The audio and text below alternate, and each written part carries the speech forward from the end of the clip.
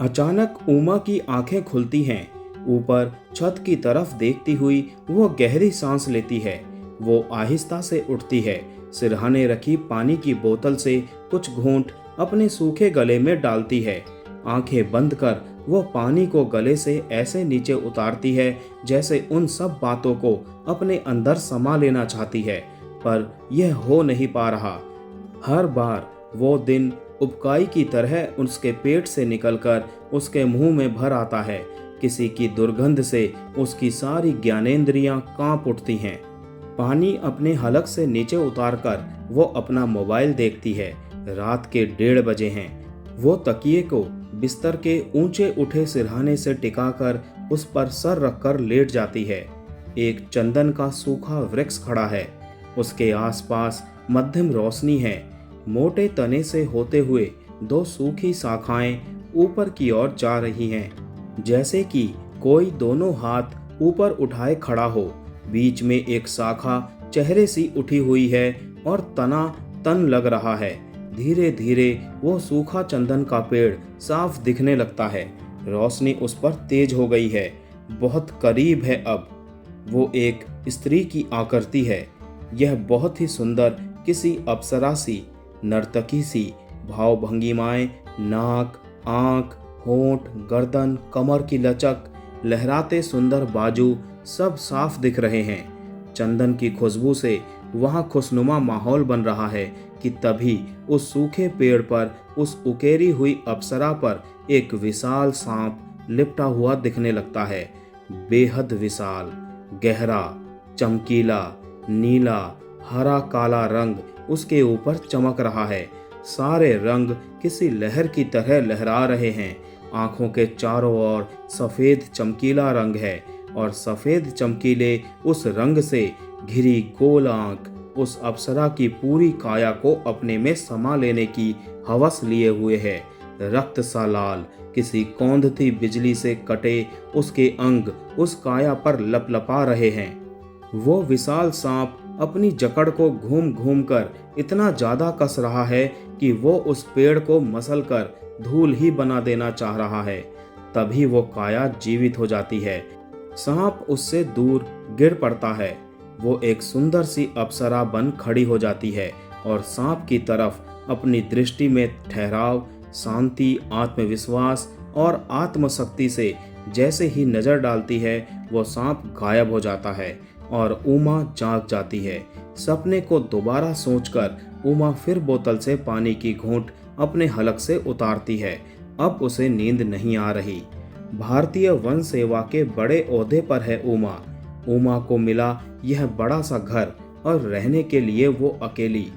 3 तो सोने के ही कमरे हैं जो लगभग बंद ही रहते हैं। एक में वो सोती है। उमा उठकर बाहर के कमरे में आ जाती है। बड़ी सी पूरे शीशे की खिड़की पर से पर्दा सरका देती है। दूर दूर तक अंधेरा। IGNFA देहरादून के अहाते में रोशनी करते बल्ब से बाहर दृश्य धुंधला सा दिख रहा था। अभी अभी बारिश रुकी थी। चिनार के ढलाव से नुकीले पत्तों पर लटकती बूंदों पर नजर गड़ाए वो उस बीते एक दिन में चली जाती है। उन दिनों वो अपनी PhD के अध्ययन के सिलसिले में अपने शहर रांची के बिरसा कृषि विश्वविद्यालय आई हुई थी। पूरा बचपन तो यहीं बीता था उसका। झारखंड के जंगलों में अवैध खनन व अवैध जंगल के पेड़ काटने पर रोक व अध्ययन के लिए जिला स्तर की कमेटी थी। आज उमा ने उस कमेटी के लोगों को बातचीत के लिए बुलाया था। उसे जरा भी पता नहीं था उसके जीवन में कौन सा सवाल उठ खड़ा होने वाला है। मीटिंग खत्म हुई। सारे लोग चाय के लिए उठ गए। उमा अपने लैपटॉप पर जरूरी टिप्पणियां लिखने लग गई। तभी उसे लगा कोई उसके पास खड़ा है। उसने नजर ऊपर की। एक नजर उसके चेहरे पर गड़ी हुई थी। आपने मुझे पहचाना नहीं? उमा ने कहा, सॉरी, नहीं पहचान पाई। हम स्कूल में साथ थे, उस शख्स ने कहा। माफ करें, मेरी याददाश्त कमजोर हो गई है, स्कूल की बातें याद नहीं हैं, उमा ने जवाब दिया। मैं अनवर हूँ, याद आ रहा है? अनवर नाम तो सुना सुना सा लग रहा है। एक लड़का था, दुबला पतला। शैतान नहीं था, मैं बेहद चंचल था। वो बोला। उमा गौर से देखती है, कुछ याद करने की कोशिश करती है और अनवर स्कूल के अन्य दोस्तों के नाम व कई घटनाएं बताता जाता है। उमा को लगा जैसे उसका बचपन कहीं खोया सा झांकने लगा है। पता नहीं कब वो अनवर के साथ सहज हो गई, हंसने लगी, स्कूल की यादों में डूबने लगी। अनवर की हिम्मत बढ़ी, उसने कह डाला, मैं तुम्हें नहीं भूल पाया, मैं साइलेंट लवर हूं तुम्हारा, मैं तुमसे अब भी बेहद प्यार करता हूं। यह क्या बकवास है, पागल हो गए हो क्या, स्कूल में ही रुक गए हो क्या? उमा आक्रोशित हो गई। हाँ हाँ कहो पागल मुझे, मैं उस समय तुम्हें अपने प्यार के बारे में ना बता सका, पर आज मैं इस मिले मौके को नहीं गंवाना चाहता। आई लव यू उमा, तुम पहले भी सुंदर थी, अब तो बला की खूबसूरत हो गई हो।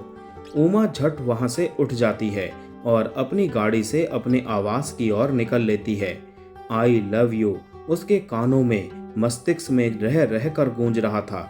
कभी ये एहसास अच्छा लगता तो कभी वो इसे परे झटक देती। फोन की घंटी से उसकी नींद खुलती है। अनवर का फोन है, वो उस पर ध्यान नहीं देती। फिर घड़ी की तरफ देखती है, सुबह के 6 बज गए हैं। इतनी सुबह अनवर ने रिंग किया।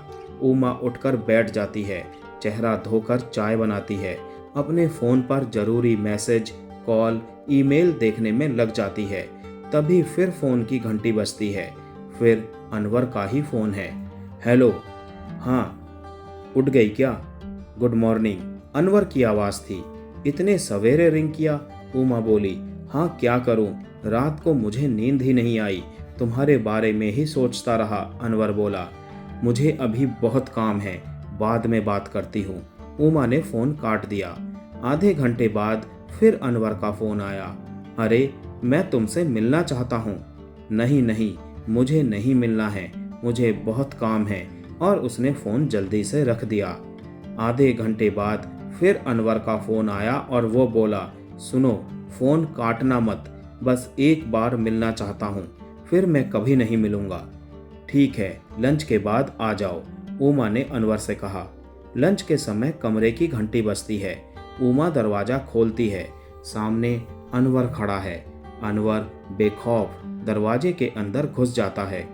ओह, आज तो बला की खूबसूरत लग रही हो उमा, मेरे इंतजार में थी ना, तुमने अपने आप को मेरे लिए तैयार किया है ना? उमा बोली, ऐसी कोई बात नहीं है, मैं अपने साधारण लिबास में हूँ, मैंने कुछ भी खास नहीं पहना।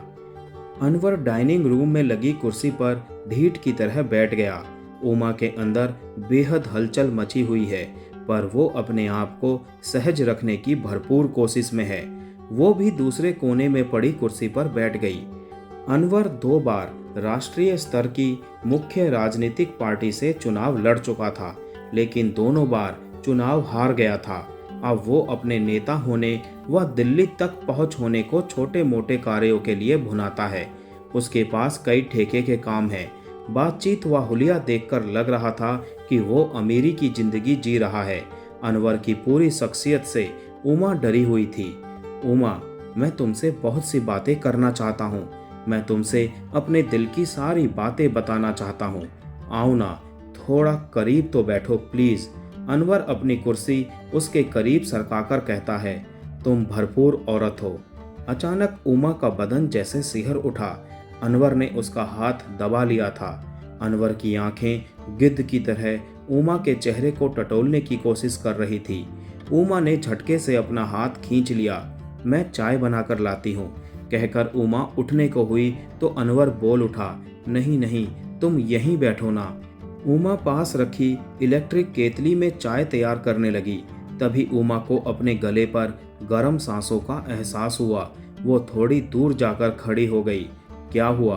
तुमने शादी नहीं की, पर तुम्हें चाहत तो होती होगी ना?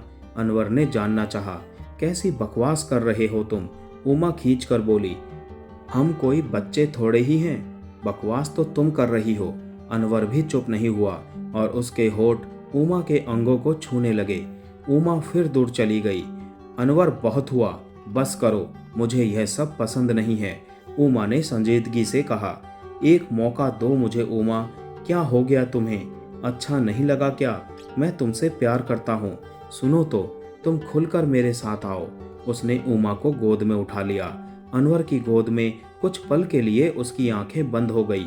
अनवर ने उसे बिस्तर पर लिटा दिया और उस पर हावी होने लगा। तभी बिजली के झटके की तरह उमा उसे छिटक कर दूर खड़ी हो गई। अभी निकलो यहाँ से, उमा बोल उठी। अनवर हारे हुए शिकारी सा उसे देखता रह गया। उमा बोली, मैं कह रही हूँ तुम अभी जाओ यहाँ से।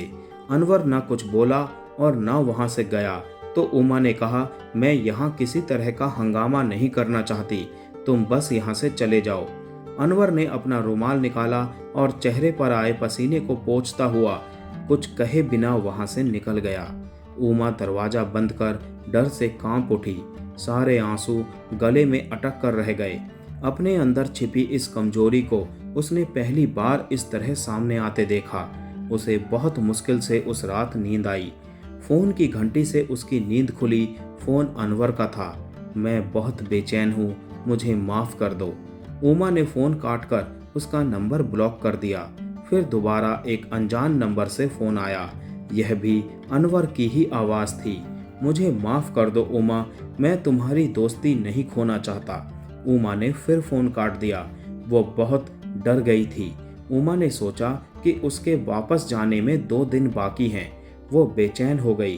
किसी तरह वो खुद को संयत कर पाई। कई महीने बीत गए। वो अपने काम में इतनी व्यस्त रही कि एक बार भी उसे कुछ याद नहीं आया। हल्की याद भी आई तो यही कि वो जंग जीत गई है। एक दिन अचानक एक फोन आया। उस तरफ अनवर था। सुनो, मेरा फोन मत काटना और ना ही ब्लॉक करना। मैं तुम्हारे बिना जी नहीं पा रहा हूँ। बताओ ना, तुम कहाँ हो? मैं तुमसे मिलना चाहता हूँ। मैं मर रहा हूँ, मुझे बचा लो। ये किस तरह का पागलपन है? मैं तुमसे ना तो बात करना चाहती हूँ और ना ही मिलना चाहती हूँ, उमा ने साफ कहा। अरे जाने दो, भाव दिखा रही है अकेली औरत। शादी क्यों नहीं की? मुझे नहीं पता क्या? 900 चूहे खाकर बिल्ली चली हज को। मजे ले लेकर अब मेरे सामने सती सावित्री बनती हो। तुम्हें क्या चाहिए? मैं सब देने को तैयार हूँ। अनवर अपनी औकात पर उतर आया था। ऐसा लगा जैसे किसी ने खौलता लावा उमा के कानों में उड़ेल दिया हो। उसने फोन काट दिया और इस नंबर को भी ब्लॉक कर दिया। यह परिणाम बस उस एक पल का था जब वो पहली बार में ही कड़ा कदम ना उठा सकी थी। इस बात को बीते 4 साल हो गए हैं। अनवर का फोन फिर कभी नहीं आया। उमा ने अपना नंबर बदल लिया था, पर आज भी यह सपना कहीं ना कहीं घाव रिश्ता है, दर्द होता है। कहते हैं समय हर घाव को भर देता है, पर उमा देख रही है कि उसके जख्म रह रहकर टीस उठते हैं।